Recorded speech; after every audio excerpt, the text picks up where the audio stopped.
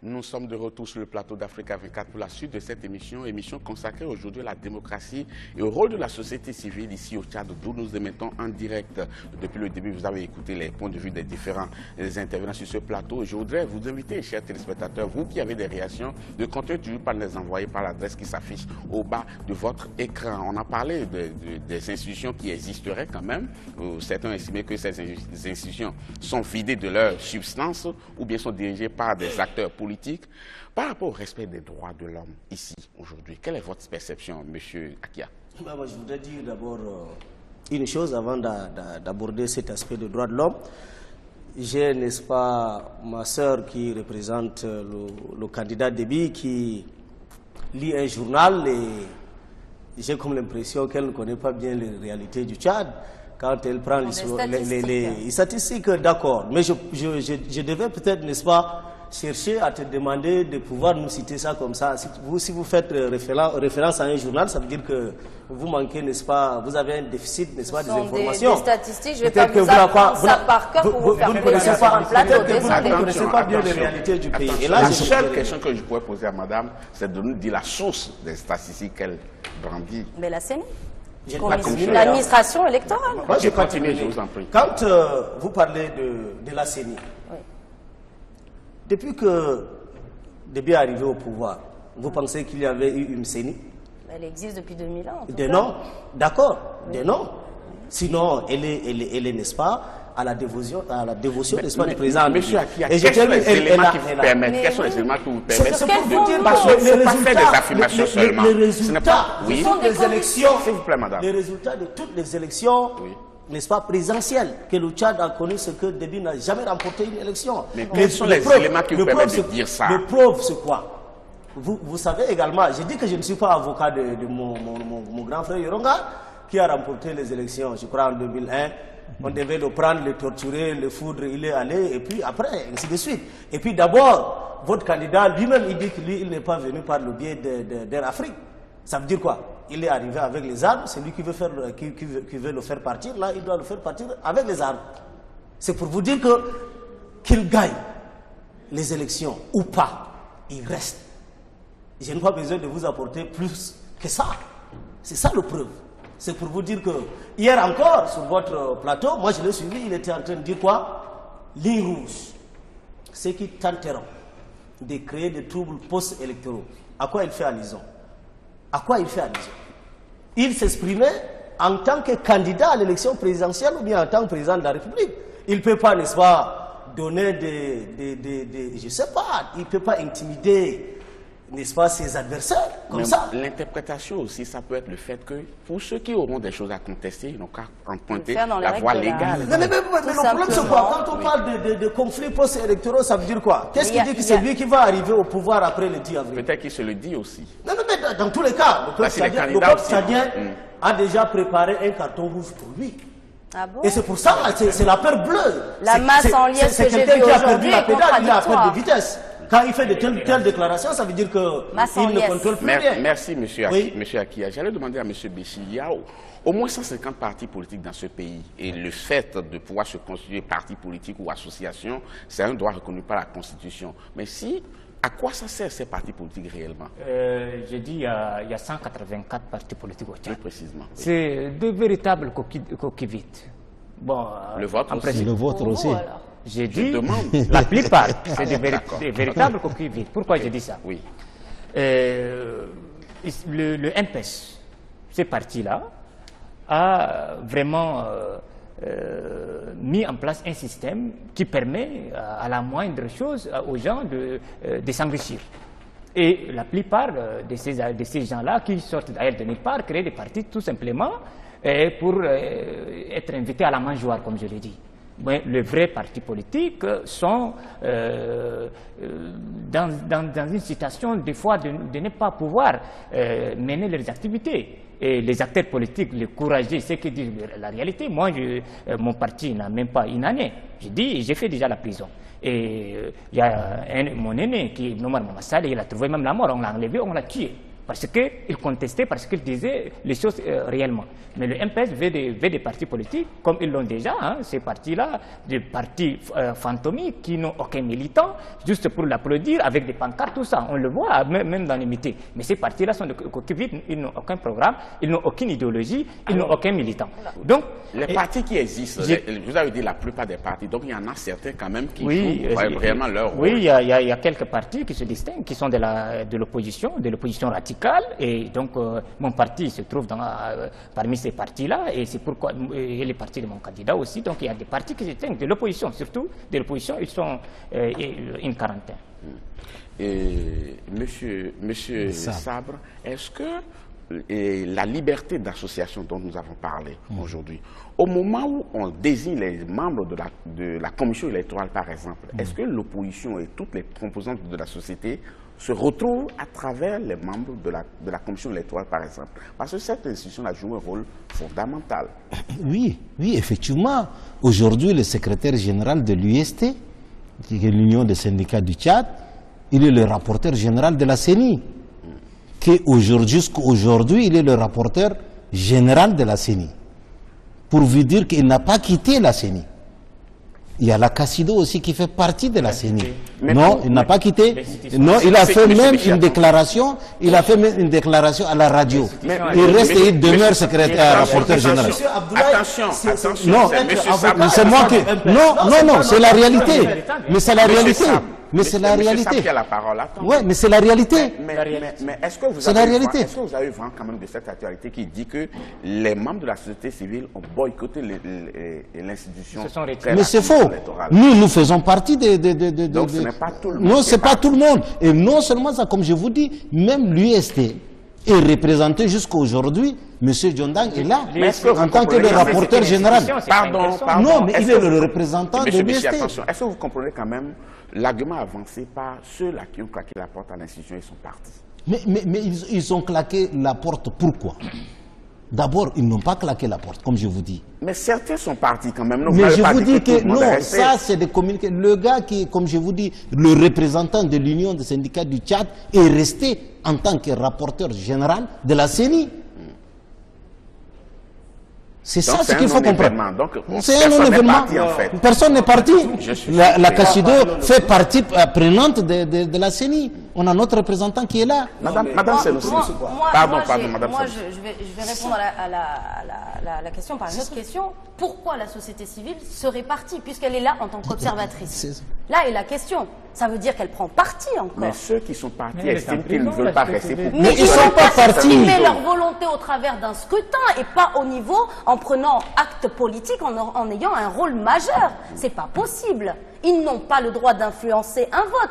Ce sont les candidats qui essaient d'influencer. Ils ne sont pas des candidats. Attention, ce sont les partis politiques qui défendent leur programme et là, le peuple a le choix d'écouter tel ou tel programme. Ils soutiennent un candidat en refusant un autre candidat. C'est une manière de soutenir. Ils n'ont pas à prendre acte politique. Le candidat constitutionnellement a le droit de se présenter. Donc ils n'ont pas à le contredire. Merci Madame Sanoussi. Monsieur Akia, par rapport aux acteurs de la société civile, leur rôle, parce qu'ils ont un rôle dans la société, et ces institutions de la société civile, comment est-ce que vous percevez leur existence et leur travail sur le terrain? Moi, je suis désolé que dans mon pays, qu'on trouve deux tendances de société civile. Non. Il y a une société civile que moi je vais appeler la vraie société civile. Qui est quoi? Et une autre société civile que mon ami Abdoulaye se trouve être peut-être membre, qui est fabriqué pour, n'est-ce pas, contrecarrer les actions de la vraie société civile. Autrement dit, les gens, la société civile, son rôle fondamentalement c'est quoi? C'est en quelque sorte le modérateur. C'est participer avec les partis politiques. C'est ça en fait. Non, attendez. Faire des réunions avec les partis politiques. Je ne suis pas en carence intellectuelle pour que vous me compreniez. Vous dites des partis politiques, c'est pas des J'ai dit qu'aujourd'hui, quand vous parlez de Cassido, moi Cassido ne dit absolument rien. Pour moi, vous avez été fabriqué comme ça quand les gens disent trop c'est trop, vous dites touche pas mes acquis. Ça veut dire quoi? Vos acquis là, c'est quoi? Moi je ne comprends pas ce que vous avez. C'est le Tchad. Attendez, c'est le Tchad. Mais maintenant, je suis désolé. Attendez, je suis également désolé que mon ami qui se trouve être un membre, un acteur, un activiste, n'est-ce pas, de la société civile, pendant que ses collègues croupissent encore aujourd'hui en prison, qu'ils viennent ici, n'est-ce pas, faire une démonstration qui prouve que le MPS fait bien et puis ainsi de suite. Or, le problème c'est quoi? Quand vous parlez du secrétaire général de l'UST, celui-là, il est là pour ses intestins. Non. Honnêtement, attention, ce que vous dites. Attention. Il a été mandaté. Et ça m'engage, s'il vous plaît. Non. Je le dis et ça m'engage. Non, vous le dites sur un média. Nous sommes quelque part responsables aussi. Et je termine. Par exemple, la Constitution prévoit les manifestations pacifiques, les marches. Quand les acteurs de la société civile, après avoir, n'est-ce pas, évalué la situation du Tchad, depuis l'avènement, n'est-ce pas, depuis l'arrivée du début au pouvoir, ils ont trouvé que non, il y a confiscation de pouvoir. Le préambule même de la Constitution dit quoi? Le peuple doit s'opposer à tout régime qui doit chercher à s'éterniser au pouvoir. Ça c'est clair. Donc, on a demandé que, quand vous parlez de la modification de la Constitution, ce qu'il a fait, c'est à dessein qu'il a fait ça. Maintenant, il y a un contexte attendez. Maintenant, cette disposition de la loi qui autorise les Tchadiens à extérioriser leur colère. Maintenant, les gens écrivent. Il y a une loi qui demande que quand vous voulez manifester, écrivez au ministère et vous mais c'est normal, parce qu'ils ont besoin de l'ordre. Mais maintenant, un ministre de l'Intérieur qui fait, n'est-ce pas, usage d'une loi obsolète qui date de 92. 62 plutôt. Quelque chose comme ça, qui dit que cette loi-là doit contrarier la disposition, n'est-ce pas, de la loi fondamentale. C'est terrible. Monsieur Akia, je donne une réaction rapidement, s'il vous plaît, une réaction rapidement. La loi, monsieur, il dit, la loi dans un pays démocratique n'a jamais interdit la manifestation pacifique autorisée par les autorités au préalable. Pire encore, tirer sur la population à balles réelles.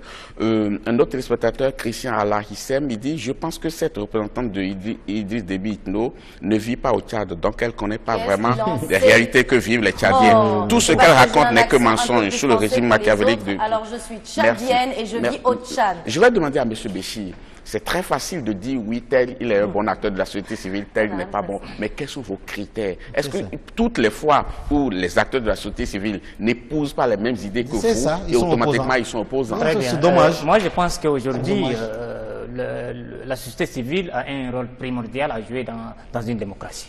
On ne peut pas concevoir une démocratie sans la société civile. C'est eux qui représentent le peuple, c'est eux qui représentent la société. Et ils devraient défendre les intérêts de la nation, les intérêts de la population. C'est ce qu'ils essaient de faire, non? S'il vous plaît. Donc, leur rôle, c'est de défendre l'intérêt et le bien-être de la population. Et lorsque, par exemple, Mamanour Ibedou, les Céline, les Kaina et le Younis Mahadir, c'est des acteurs de la société civile, soit ils ont des associations des droits de l'homme, soit des syndicats, ils défendent le peuple. Et ils disent clairement que des fois, les actes posés par le régime sont des actes qui portent préjudice à l'intérêt du peuple. Ils ont le droit de se poser. Et par exemple, la question de la marche. La marche est reconnue dans notre Constitution, l'article 27 de notre Constitution. Il y a M. Ahmed Bachir, le ministre actuel, c'est quelqu'un, c'est un profane droit du tout. Il ne connaît rien dans l'administration. C'est quelqu'un qui est là, il est là pour... Il n'a aucune expérience. Il ne sait que réprimer. Il ne sait que réprimer. Et il se base sur une loi de 1962 pour dire que pour faire une marche pacifique, il faut écrire au ministère. Vous savez, le contexte de 1962, c'est l'époque où le premier président du Tchad, M. Tambalbaye, a pris une loi pour interdire toutes les associations, pour interdire les partis politiques, pour créer un parti unique et pour instaurer un régime de terreur. Merci. Ainsi, ceux qui sont aujourd'hui arrêtés, ils sont arrêtés fondamentalement parce que moi j'ai été à leur procès. Le juge n'a rien à leur proposer, ils étaient arrêtés d'une manière illégale, arbitraire, et ils croupissent parce que... Est-ce que le juge l'a dit? Vous le mettez à la place des juges? Oui, je mets en cause la justice parce qu'il n'y a pas de justice dans ces pays. Pardon.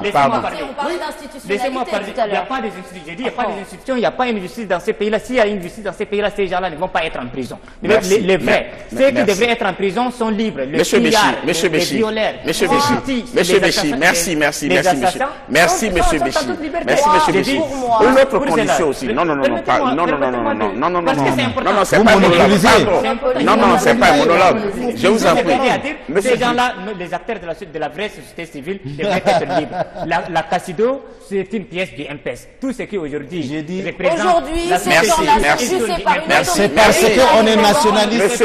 Nous n'acceptons pas que ce pays soit cassé. Nous ne permettrons à personne de casser ce pays.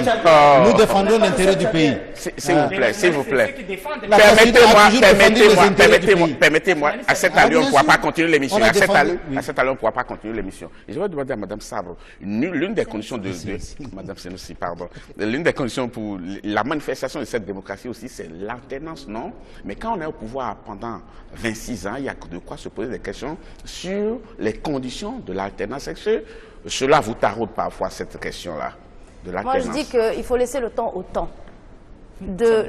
Et je m'explique. Merci de me laisser la parole encore une fois. S'il vous plaît. 25 ans, effectivement, ça peut paraître long. Ce n'est pas que ça paraît, mais c'est long. C'est long, ok. À partir de moi, j'estime que le Tchad existe vraiment depuis 2010. Ah bon? Comment? Antérieurement à 2010, il n'y a que des conflits. La paix, la cohésion sociale, l'unité nationale, elle existe vraiment que depuis 2010. La gestion du pays n'a été que la gestion de conflits. À partir de 2010, on amorce la transition démocratique, on amorce l'état de droit, on amorce les principes institutionnels, l'institutionnalisation de tout ce que vous êtes en train de contredire. Vous êtes en train de contredire la séparation de pouvoir, le principe même du pouvoir judiciaire libre et indépendant. Aujourd'hui, la société civile est jugée, c'est au pouvoir judiciaire d'en juger. Et les partis politiques n'ont rien à faire là-dedans. Ils n'ont rien à faire là-dedans. Il n'y a pas eu un appel téléphonique de la part de la présidence. Non, pas du tout. Ils ont commis des actes et ils se font réprimander sur ces actes. Point barre. C'est le principe même de la démocratie. Il était arrêté sur ordre du la s'il vous plaît. Et s'il vous plaît, on va faire un dernier tour de table rapidement et vous allez nous dire exactement ce que vous aurez souhaité faire si vous étiez élu pour renforcer la démocratie. Très rapidement, M. Akia. Merci. Nous allons favoriser, n'est-ce pas, l'alternance. C'est 30 secondes, hein. 30 secondes. Nous favoriserons, n'est-ce pas, l'alternance. Ça veut dire quoi? Nous allons tout de suite chercher à modifier la Constitution pour instaurer, n'est-ce pas, le principe de 2 mandats.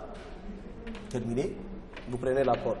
Mais je réalise que ma soeur, il fallait me laisser, n'est-ce pas, un peu parler. Non, on n'a plus le temps pour ça. Vous avez épuisé vos 30 secondes. Nous pensons qu'à notre niveau, hein, nous sommes là pour la social-démocratie. Nous ne devons pas permettre qu'il y ait des inégalités. Des Tchadiens exagérément riches. La mesure phare que vous allez prendre, c'est quoi? Réviser la Constitution? La révision, nous allons réorganiser l'administration dans son ensemble, ça veut dire supprimer certaines unités administratives créées à des fins purement politiques. Merci beaucoup, M. Akia. M. Béchir, la proposition phare que vous faites pour renforcer la démocratie ici, c'est quoi? Notre candidat, le camarade Saleh Kizabo, qui est le candidat du peuple de l'espoir. Qui sera avec nous dans quelques instants d'ailleurs. Il dit clairement qu'une fois le 10 avril, il sera élu, c'est une certitude pour moi, c'est une conviction. Il va mettre en place des institutions dans ces pays-là. Je l'ai dit, il n'y a pas d'institutions dans ces pays. Il va mettre en place des institutions dans ces pays-là. Premièrement, il va commencer par la Constitution. Réformer la Constitution pour qu'il y ait l'alternance. Aujourd'hui, l'alternance est bloquée, est empêchée par Déby parce que le verrou a été enlevé. On va remettre ça, l'indépendance de la justice. C'est très important. C'est dans son programme. La question de l'école, c'est très important parce que c'est elle qui va mettre en place des hommes qui vont faire fonctionner les institutions. Merci beaucoup, M. Et après le 10 avril, après la victoire de notre candidat, il n'y aurait pas des acteurs de la société civile. Merci beaucoup, M. Béchir. Ils ont eu tout simplement l'intention de faire une marche pacifique. Madame Sanoussi, merci beaucoup. Madame Sanoussi, vous avez fait quand même, votre candidat a fait l'objet de plusieurs attaques. Il va falloir faire quelque chose pour remettre la balle à terre, non? Qu'est-ce que vous allez faire si vous étiez élu? Si votre candidat était élu, j'allais dire. Dans le programme, je pense qu'il est assez lourd et c'est un programme qui est visionnaire. D'une part, son Excellence Idriss Déby Itno a pris acte, il a un projet qui a été étudié avec plus de 108 partis alliés. C'est un homme qui est derrière un projet unique, une sorte de cohésion nationale. La mesure phare qu'il va prendre pour mettre la balle à terre. La mesure phare, justement, on parle de la société civile, faire en sorte que la démocratie brille d'une société civile qui est encore plus dynamique, parce que c'est le phare de la démocratie. Merci beaucoup, Madame Sanoussi. Monsieur Sabre, qu'attendez-vous du prochain président pour que la société civile ait une vraie place aux côtés des populations? Mais aujourd'hui, la société civile, elle est là, elle est présente. elle fait son travail. La société civile, c'est quoi? Faire la sensibilisation. Quand elle est décriée, en tout cas une certaine ça dépend, parce que quand la société civile se ligue avec les partis politiques, c'est là où il y a la bouillabaisse. Mais il faut que la société civile joue son rôle de la défense de la population. Il faut séparer les choses.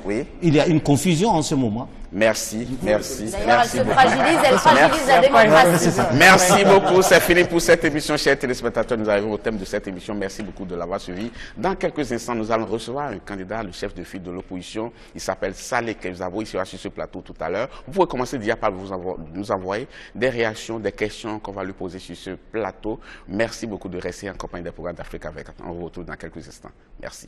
Bienvenue dans cette dernière édition du journal de campagne. Depuis N'Djamena au Tchad, le candidat Idriss Déby Itno a clôturé sa campagne électorale à N'Djamena, la capitale. Il a réuni toutes les forces vives de la majorité présidentielle au stade Omnisport de N'Djamena. Plus de détails dans ce reportage de notre envoyé spécial à N'Djamena, Mahamat Ramadan. Le candidat de l'Alliance Idriss Déby Itno a tenu son dernier meeting de la campagne présidentielle ce vendredi à N'Djamena. Au stade Idriss Mahamadou, où il est venu à la rencontre de ses militants et sympathisants, le président sortant s'est dit rassuré par la mobilisation des jeunes venus des différents arrondissements de la capitale. Pour lui, la victoire des partis alliés de la majorité à la présidentielle du 10 avril est un acquis. Ces illuminés-là, qui regardent cette jeunesse, femmes et garçons, sortis massivement, et c'est comme ça qu'ils vont aller voter le 10 et nous allons gagner au premier tour. Les 800 bureaux de soutien du mouvement patriotique du salut et les partis alliés sont exhortés par la direction de campagne du candidat de l'Alliance pour une dernière mobilisation générale des N'Djamenois en cette soirée de fin de campagne électorale. À travers leur slogan, Déby doit rester pour un Tchad uni et prospère. Il exprime ainsi leur soutien au candidat de la majorité. Prenez à l'assaut les bureaux de vote. Allez-y, votez massivement, sans crainte. Allez-y, faire voter vos parents qui ne se retrouvent pas et qui ont perdu le train. Il faut les aider à aller voter au lieu de leur vote. La direction de campagne du candidat de l'Alliance a demandé aux militants, notamment les jeunes, d'aller voter massivement dimanche 10 avril et de ne pas céder à la provocation. Elle appelle par ailleurs les observateurs nationaux et internationaux à la vigilance le jour du scrutin. Saleh Kebzabo a lui aussi clôturé sa campagne électorale à N'Djamena, la capitale. Notre envoyé spécial à N'Djamena, Lefti Ounou, l'a suivi. Il revient sur les faits. Le chef de file de l'opposition, Saleh Kebzabo, a tenu son dernier meeting ce vendredi à la place de la Nation à N'Djamena, la capitale politique du Tchad. Accueilli par une foule de militants et sympathisants venus de divers horizons du Tchad, le président de l'Union nationale pour le développement et le renouveau UNDR a adressé un message d'espoir et d'unité nationale à l'endroit du peuple tchadien. Ensemble, on se développe. Notre projet, c'est ça, c'est d'unir les Tchadiens. La première tâche qu'on va entreprendre, c'est d'unir les Tchadiens. Pour qu'ensemble, on redresse notre pays. On doit redresser notre pays pour vous, les jeunes. Vous n'avez plus aucun avenir dans ce système de débit. Dans son discours, le candidat de l'UNDR a réitéré ses engagements pour le développement du Tchad. La jeunesse tchadienne a honoré de sa présence ce rendez-vous. Le chef de file de l'opposition a profité pour exhorter cette frange à opérer un vote massif en sa faveur. Les jeunes qui ont plus de 18 ans, les jeunes qui vont voter dimanche, représentent 2 tiers de l'électorat tchadien. Ça veut dire que la décision vous appartient. Jeunesse tchadienne, lève-toi. Lève-toi comme un seul homme pour défendre tes libertés. Lève-toi comme un seul homme pour défendre ton avenir. Le président de l'Union nationale pour le développement et le renouveau UNDR, Saleh Kebzabo, aspire à céder à la magistrature suprême tchadienne après de nombreuses années de lutte dans l'opposition. Il compte sur le peuple tchadien, notamment la jeunesse du pays, pour le porter au Palais Rose. Rappelons que Saleh Kebzabo est le président d'un groupe parlementaire avec 9 députés à l'Assemblée nationale. Brice Guedembaye, le candidat du MPTR à la présidentielle du 10 avril prochain, a tenu son dernier meeting de campagne à N'Djamena, la capitale. Notre envoyé spécial à N'Djamena, Jean-Paul Ouedraogo, revient sur ce meeting. Brice Baymond Guédembaye, le plus beau et le plus jeune des candidats à la présidentielle du 10 avril au Tchad, tel qu'il se décrit, était en campagne à Panama ce jeudi à N'Djamena. Candidat du mouvement des patriotes tchadiens pour la République, MPTR, il y est allé pour présenter à ses militants et sympathisants son projet de société. Au cours de son meeting, le candidat s'est engagé à redonner de l'espoir aux Tchadiens s'il accédait au palais rose de N'Djamena. Nous nous disons notre premier travail, c'est de réformer le système éducatif pour que l'école devienne véritablement un outil de formation, pour que l'école devienne véritablement là où on peut mouler des citoyens avec des compétences qui peuvent gérer nécessairement leur pays. Ça, c'est notre programme. Comme à toutes ces étapes, les promesses du candidat ont été les mêmes. Face aux populations, Brice Baymond Guédembaye est revenu sur les actions qui, pour lui, seront déterminantes pour l'accession à un changement véritable du Tchad. Dans ce sens, il entend parer à offrir des bourses aux étudiants tchadiens afin que ceux-ci bénéficient d'une formation de qualité. Nous devons nous entendre pour dire non. Nous devons nous entendre pour dire non, et l'engagement politique n'a pas besoin d'âge, s'il vous plaît. L'engagement politique n'a pas besoin d'âge. Il faut venir participer à bouter un système périlleux, à bouter un système brouillon hors de notre gouvernance politique pour permettre au Tchad de souffler. Brice Baymond Guédembaye, s'il est élu président le 10 avril, entend renforcer la sécurité de son pays, le Tchad. Aux femmes, il promet une plus grande part décisive dans les actions de son gouvernement. À présent, nous vous proposons de suivre le portrait du candidat Idriss Déby Itno. Il est candidat à sa propre succession au scrutin présidentiel du 10 avril 2016. Chef militaire formé en France et au Tchad, Idriss Déby Itno est arrivé au pouvoir en 1990 après un coup d'État qui a renversé son prédécesseur Hissène Habré. Né dans une famille de bergers, il est à l'origine de la création en 1990 du mouvement patriotique du salut MPS, dont il est le président national jusqu'à aujourd'hui. Je vous promets que sur la base du bilan que j'ai réalisé, je vais continuer à renforcer dans le sens du développement du Tchad pour le bonheur du peuple italien. Alors qu'il avait hérité d'un pays face à d'énormes difficultés, depuis son arrivée, le Tchad, longtemps instable, a trouvé un moment de répit avant de prendre son envol économique. Ces dernières années, il est parvenu à se forger un leadership régional, notamment dans la recherche de solutions aux différents conflits en Centrafrique, au Nigeria et au Cameroun. Des actions qui ont permis de redorer son image, aussi bien sur le plan interne qu'externe. C'est probablement sans doute ce qui lui aura valu d'être désigné par ses pairs pour assurer la présidence de l'Union africaine. Son engagement pour le Tchad s'est traduit par l'instauration d'un état de droit et de démocratie. Je vous promets, ce n'est pas un rêve. Ce n'est pas un rêve. D'ici à Mungou, le train va passer pour aller à N'Djamena. Âgé de 64 ans, Idriss Déby Itno a été désigné pour la première fois président de la République tchadienne le 28 février 1991, après l'adoption de la Charte nationale. Par la suite, il remporte successivement les élections présidentielles de 1996, 2001, 2006 et 2011.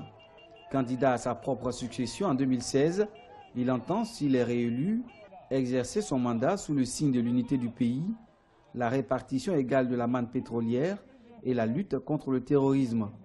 À noter qu'aux dernières élections, il avait été réélu par 88,7% des voix face à ses adversaires Albert Paimi Padaké, 6%, et Madou Nadi, 5,3%. Attributaire de plusieurs distinctions, on retiendra entre autres qu'il a été fait docteur honoris causa de l'Université d'Abomey-Calavi en 2011 et Grand Croix de l'Ordre international des palmes académiques du CAMES le 22 juillet 2013. Dans notre série mobilisation au sein des QG de campagne, nous vous proposons ce jour la mobilisation au sein du quartier général du candidat Dividi Bouka Bidieng.